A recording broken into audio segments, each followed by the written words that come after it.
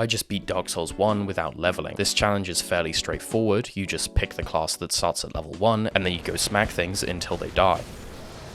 Since you can't level, obviously you're doing this with very little health and very little damage, which forces you to really know the bosses. Your low health makes each missed dodge that much more punishing, and your low damage extends the duration of the fight, creating more opportunities for mistakes. These two things working together put both your skill and the design of the game under extreme scrutiny, so any tiny flaw is clearly exposed.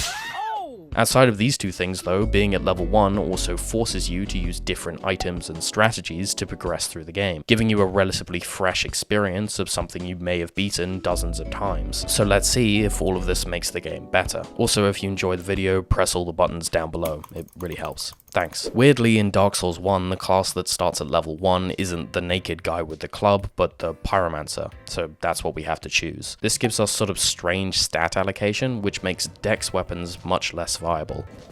We also pick the Master Key as our starting gift, which I'd highly recommend to anyone doing this run, since it will make the early game a lot more straightforward. Asylum Demon is a classic boss that does a relatively good job at teaching the basic mechanics of combat to the player. He's incredibly slow, has very few moves and a tiny health ball, so he's very beginner friendly, which in some ways is pretty good, but comes with the downside of not holding up at all on repeat playthroughs. If you have even the slightest amount of experience with Souls combat, he gets absolutely destroyed. And on top of that, he's completely unchanged at level 1, since you fight him at level 1 on a normal run anyway. I'm pretty sure it took me longer to say all of this than it did for me to kill him. Before we make it to our second boss, we buy a really important item from the merchant in Undead Burg, the Reinforced Club. This is one of the best weapons for SL1 because of its high base damage and low stat requirements. Plus it allows you to channel that caveman energy of eating rocks and trepanning children. This so-called boss is hardly even a fight. It's really just a regular enemy with a boss health bar, and it sort of confuses me that they even made it a boss. I feel like it would have been equally as effective to just throw it on the bridge as a dangerous enemy. Once again, the moveset is small, the health pool is smaller, and the boss is over in a matter of seconds regardless of your level. I mean, this boss is fucking has less health than the Capra Demon. I made sure to get my club to +4 before going to fight the next boss, the Bell Gargoyles. This is the first real boss of the run that might provide somewhat of a challenge. The Gargs are fairly straightforward as duo bosses go due to their limited moveset, minimal tracking on attacks, and small health pools, but they're made considerably harder because of Dark Souls 1's infamous jank. The real boss here is the lock-on system and how deeply flawed it is. If you didn't already know, when you lock onto something in Dark Souls 1, you can only roll in 4 directions. This means if you try and roll diagonally when locked on, it's a 50-50 on which direction you'll actually go. This makes locked on combat incredibly awkward. Fortunately, there is a solution to this. Just don't lock on. And in general, that's just good advice for multi-boss fights anyway. The problem I have with this though is that if you aren't an experienced player, the lock-on becomes kind of a trap, since suddenly locking on just isn't going to work, which forces you to learn how to claw, creating a very steep learning curve, which is quite off-putting for new players. Obviously, this isn't really relevant for this run, but it seemed like such an obvious flaw that I felt I had to mention it. Aside from that though, this boss only has minor problems, mostly stemming from their inconsistent AI. I think it would be a lot better fight if the second Garg didn't just favor using fire attacks, but only used them. In a similar vein, I think the first Garg shouldn't be able to use fire attacks at all. The fight very quickly breaks down when both of them start using fire attacks, and you just get roasted alive on this tiny rooftop arena. Generally, you don't get poor enough RNG for that to happen, but at level 1, it's a lot more scary if it does, since a single stray fire hitbox is likely your death. Overall though, this fight is pretty decent, and it does a better job than most at being a well-balanced duo boss. After taking out the Gargs, I got the Reinforced Club to +5, and then made sure to save any souls I had remaining. This is really important if you're doing this run. You need to save all the souls you get from this point on, and not die stupidly and lose them all. By stealing his brain. Also, I pushed this guy off a cliff to get the best ring in the game, the FAP ring, which is incredibly valuable for SL1 since it raises our max HP, stamina, and equip load by a considerable amount. I also grabbed these two items on my way down to Quaelaag, which both increase stamina recovery. Taking this route through Blighttown is the primary reason I chose the Master Key as our starting gift. It's just so much faster and easier this way, and you don't have to deal with any of those annoying, toxic blow dart guys. Miyazaki literally just doesn't even try to hide his fetishes at all with these games. It's just like right there in your face. I really enjoyed fighting Quaelaag at level 1. She has a surprisingly large health pool for this early in the game, so being at level 1 really extends the fight, which gives her more opportunity to do what she does best, putting lava literally fucking everywhere. It gives the fight quite unique pacing, since you have to slow down and play more methodically as the fight goes on to avoid being pushed into a lava puddle. It makes you think more about your positioning than you would in a regular run, and that made a boss that has become very stale feels somewhat fresh. Unfortunately though, Quaelaag also suffers from some pretty horrible hitboxes and more terrible Dark Souls 1 AI. What is she doing, man? What is she doing? She's so lost. And for this reason, I kind of find it difficult to evaluate her as a boss. Your experience can be so incredibly hit or miss based on how she's feeling that attempt. One attempt this run, for example, she did the same move almost 11 times back to back. No. Warranty ring. Bro, I mean... Bro, really? God damn, man. What is... Really? I've never seen it I this don't think... bad. Yeah, me neither. She fucking hates you. The problem that I come up against here is while that would be inexcusable in a game that came out today, Dark Souls 1 is very old, and I worry that my opinion may be skewed by the knowledge of the games that followed it and how polished they are. So I'm sort of split on how lenient I should be when talking about these bosses. Either way though, Quaelaag, despite her lack of polish, was still very fun to fight, and was improved by being at level 1, which is probably what's most important. While I was down here, I also decided to kill Ceaseless, since he's basically just free souls. And yes, I did the cheese, and I know I don't like to cheese anything in these runs, but the Ceaseless fight is so terrible mechanically, and I just don't want to put myself through that again, whether it's level 1 or just a regular playthrough. He does have some interesting lore though, being the only son of the Witch of Isolith, and I really like the wordless storytelling aspect of the boss fight, with Ceaseless only attacking once you steal the clothes of his sister. It's just a shame that the gameplay side of things lets him down. A really important note for anyone doing this run: make sure, like absolutely make sure, that you buy the weaponsmithing box from Andre before heading into Sen's Fortress. You're going to need it in Anor Londo, and you don't want to have to go all the way back because it takes fucking forever. Not that I would know anything about that. I don't think this boss is particularly good, but at least it's not worse at level 1. It just isn't a fight that's very mechanically engaging. He has a very small moveset, and almost all of his attacks can be dodged by just walking through his legs. The only thing he can do that even poses somewhat of a threat is his janky grab, which has an enormous hitbox and will often one-shot you because he'll literally just throw you off the side of the bridge. And while the first time it happens, it is very funny, it quickly loses its charm. He also has a fuck ton of health, which logically makes sense because massive guy in armor, probably gonna take quite a few swings from the spiked club, but it makes the fight a tedious slog, and his simple moveset becomes that much more noticeable. The one redeeming factor this boss has, aside from its presentation, is that he can be knocked off the bridge, which kills him instantly. This is pretty wacky and goofy, so this is probably the best boss in Dark Souls 1. Now by this point in the run, I've accumulated an enormous number of souls, and you may be asking why I did this. +5 blacksmith hammer, one of the best weapons for SL1 in the game, and with this many souls I can afford to buy the twinkling titanite I need to upgrade it. All I need to do is make my way to the giant blacksmith without dying. You all know what's coming, because of course it will. By stealing his brain. Oh no, I didn't just do that. I honestly don't know how I messed up something this simple. I rolled straight off this ledge. It's so dumb that it looks scripted. I promise you it wasn't, because it wasted me like an hour of time farming fucking silver knights. Just don't mess up like I did. Also, I murdered the giant blacksmith for his hammer. I feel absolutely nothing. Ornstein and Smough is widely considered to be the best boss in the base game of Dark Souls 1.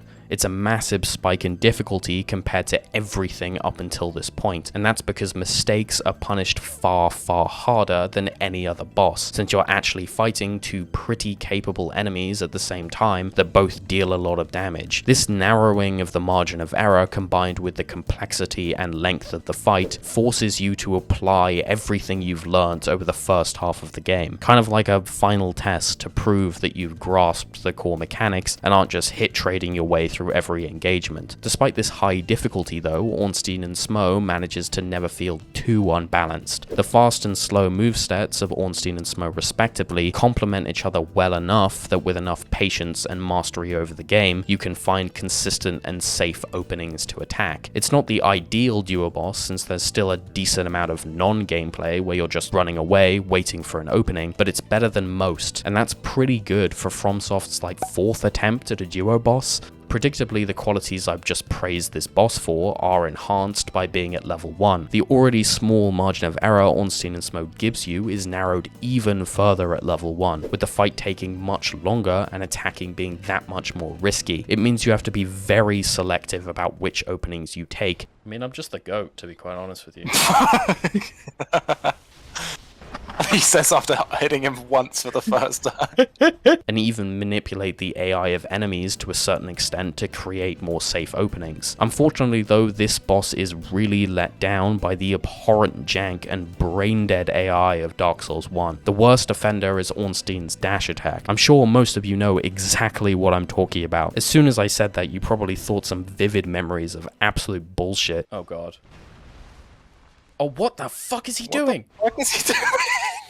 For those who aren't aware though, Ornstein has a dash attack that can and will get stuck on things. It honestly feels like it gets stuck more than it doesn't. And then after being stuck, sometimes Ornstein will go back into his neutral standing position midway through the attack, only to start it back up instantly and come fucking flying at you. Zero telegraphing. Complete fucking garbage. Things like this are why this game needs a proper remaster and not just a remaster. Finally, the Lord Vessel. Having the Lord Vessel in Dark Souls 1 is like going to a really beautiful nature spot and there's like birds chirping and a nice breeze and the faint sound of flowing water from a little stream down below, and then like pulling out your phone and scrolling through Twitter. At this point, it probably makes the most sense to go ahead and take out the 4 lords, but I'm not going to do that. Instead, I'm going to make things very, very hard for myself and head straight to the DLC. The Dark Souls 1 DLC feels a lot more like the later installments in the series than the base game does. The bosses are a lot faster and more aggressive, and much, much better at cancelling your Estus. Unfortunately though, it seems like the slower and clunkier Dark Souls 1 combat was sort of holding them back from really leaning into this new style of boss. I'm bringing this up now because I think it's especially noticeable in the Sanctuary Guardian fight. You have this very fast and aggressive boss that is constantly attacking, but since you have to have pretty large damage windows to accommodate for the slower Dark Souls 1 combat, after each attack string, the boss will just sit there and stare at you blankly, waiting for you to hit it. It's very jarring and honestly kind of immersion breaking. Aside from those few moments though, Sanctuary Guardian is a fairly decent boss. It rewards careful observation of animations by having very subtle cues for damage windows, specifically with its melee attacks, where the difference between the punishable combo and the unpunishable combo is very slight. Learning to notice that small differentiation and capitalizing on it was very satisfying, and something that I only needed to do because I was at level 1, since normally you can be sloppy and hit trade your way through the fight due to the boss's low health. It's much more engaging at level 1 since I actually had to use my brain, and I feel like I gained a greater appreciation for the design of the boss as a result. I just want to take a moment to recognize how great the presentation and lore of this boss is. Artorias is a pivotal figure in the whole series, whose legacy even lives on in Dark Souls 3, where he's mimicked by the Abyss Watchers. His relationship with Sif is beautiful and tragic, his character design is iconic, and the way you piece together what happened to him by exploring Ulasil is Dark Souls' environmental storytelling at its best. Plus, when you start his boss fight, he throws a guy at you, and all the best boss fights start with a guy being thrown at you. Mechanically, the fight doesn't disappoint either. Artorias is easily the best swordsman in Dark Souls 1. He's kinda just going nuts on you the whole time, or most of the time. This is where it really feels like the slower pace of Dark Souls 1 combat is holding FromSoft back attack. In the later games, Artorias just would have had much more space to be far more menacing and aggressive. Granted, he's still very aggressive for Dark Souls 1, but in Dark Souls 1, some bosses just kind of sit there and wait for death, so that's not saying a whole lot. Don't get me wrong, Artorias is still a brilliant boss, just held back by the framework of Dark Souls 1. He's also really great at level 1. I mean, he's amazing at all levels, so the difference isn't massive, but his moveset is excellently crafted, so having to learn it in its entirety is incredibly satisfying. This is the best boss in Dark Souls 1, and it's not even particularly close. Artorias is great, but he's clearly held back by the slower combat. Manus, however, is adapted to work with it by placing more emphasis on positioning and spacing rather than rolling. He's also absolutely the hardest boss of the run, taking me around an hour to finally kill, which doesn't sound all that long, but compared to the other bosses in the game, it's a very, very long time. Manus also feels exceptionally balanced and polished for Dark Souls 1, with very minimal jank and bullshit, especially if you know the correct way to fight him. Clearly, Manus was the favorite child of FromSoft in this DLC, because certain other bosses definitely didn't get this level of care and attention. A really underrated aspect of this fight is that almost every attack Manus throws out is punishable, providing you position and time your attack correctly. This is something that can't necessarily be said for a lot of the bosses in Dark Souls 1, and this aspect of the boss creates far more opportunity for experienced players to apply their knowledge and skill. Essentially, it lets a good player be good without preventing a less experienced player from succeeding. This capacity for optimization Manus has also plays in heavily during an SL1 run, where you do a minuscule amount of damage, forcing you to learn every opening Manus has to try and shorten the fight. It's fights like these that show you the best of an SL1 run. It's not just about beating the boss, but knowing the boss, understanding all of its intricacies and nuances, culminating in a single near-flawless attempt. I love doing this challenge specifically for these moments, where FromSoft's incredible handcrafted boss design can truly be picked apart and appreciated. It's unfortunate that I have to follow up Manus with Khalameet, because the silly plain dragon is fucking awful. This boss is especially brutal at level 1, almost entirely due to its debilitating jank. The hitboxes on this boss are especially egregious. Every attack just feels like it has a massive, permanently active cube hitbox around it. It feels much less like you're learning a boss's moveset, reacting to telegraphs, and understanding combos, and more like you're using trial and error to figure out exactly when and where to dodge an invisible attack. It's brutally difficult for all the wrong reasons, and yet, somewhere underneath all of this garbage and lack of polish,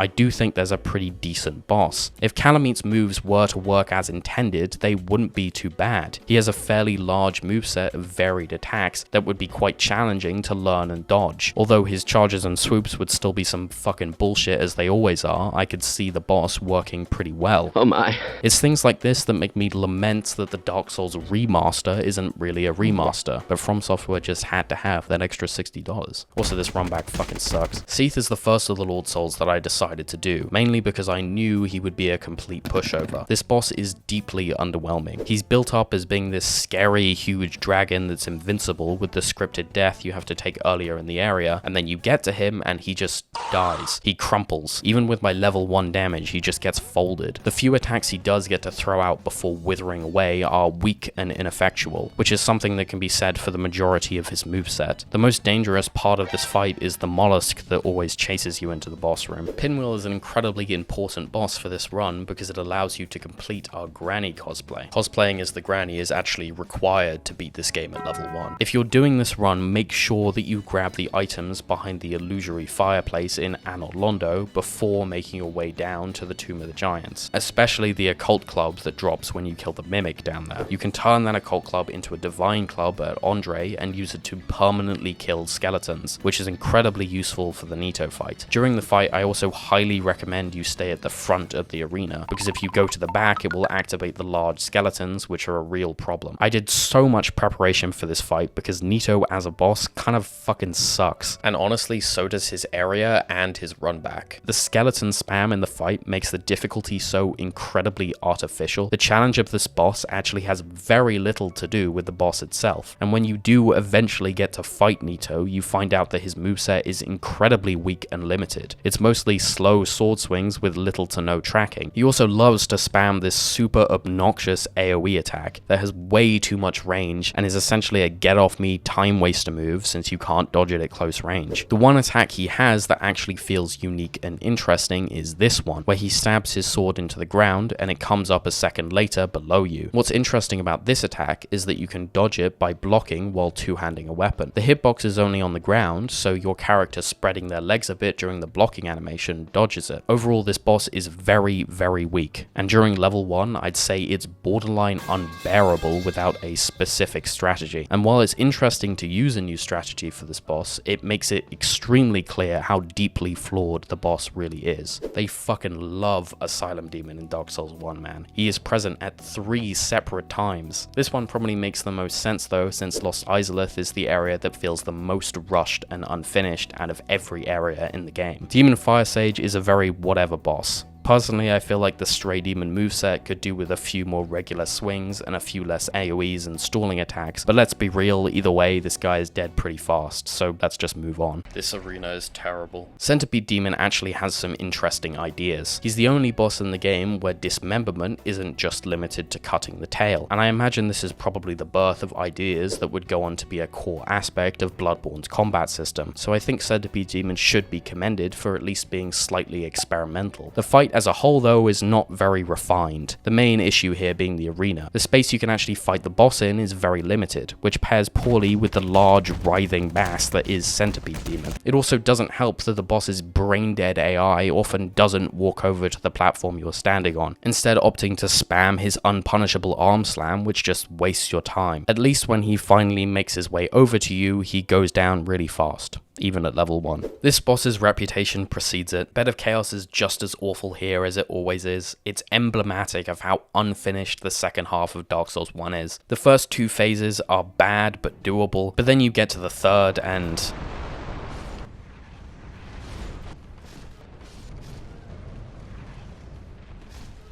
No way I got hit by the elbow, dude. I got the elbow hit.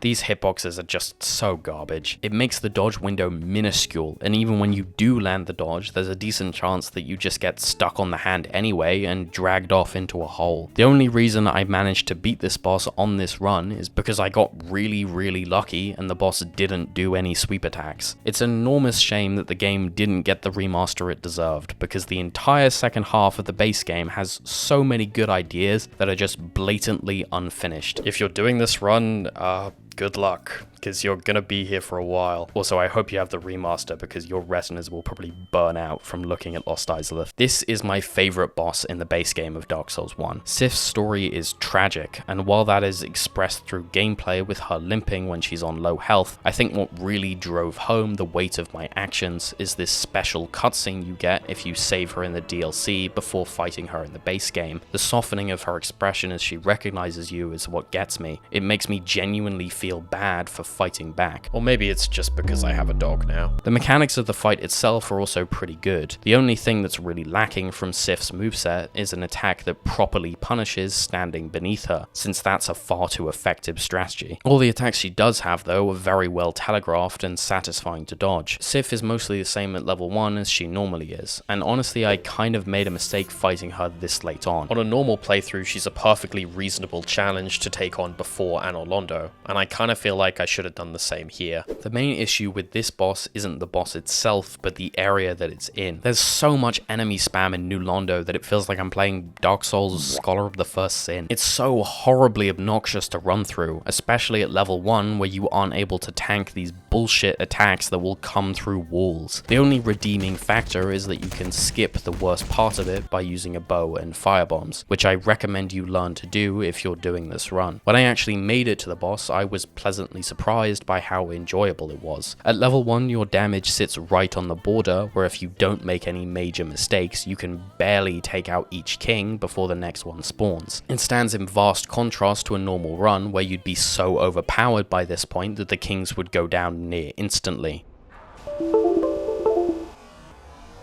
As a result, this fight at level 1 feels much more in line with how it was intended to feel. There's a sense of tension as you try to quickly take out each king before the next. The only problem is the moveset of the kings is pretty limited and often frustrating to deal with, especially this projectile attack which just lasts for way too long. This element kind of makes your experience of the fight vary, as certain attacks like the projectile and AoE basically just waste your time, making it near impossible to kill each king before the next one spawns. This boss is still definitely improved on a level 1 run, but those few attacks that just don't work hold it back. I'm gonna be honest here, and a lot of people aren't gonna like this. I don't think Gwyn is a very good boss mechanically. At the very least, he doesn't work that well for Dark Souls 1. In a faster combat system like Dark Souls 3, I think he would work, and I think that's proven by the Soul of Cinder fight. But in Dark Souls 1, you're just too slow for the speed and aggression of Gwyn. It forces the player to parry him, which, while narratively satisfying, is bordering on cheese because of how easy it is to get him into a loop. Like, look at my successful attempt at this fight. I'm literally just standing there. Insane level 1 gameplay, by the way. I do think his faults in gameplay, though, are for the most part redeemed by his spectacular presentation. The wrecked kiln of the first flame covered in ash, Gwyn's character design and iconic theme are what make this fight special. It's the story that's being told using no dialogue, no cutscenes, just letting the player piece it together from themselves. It's an incredibly powerful ending to a bleak game,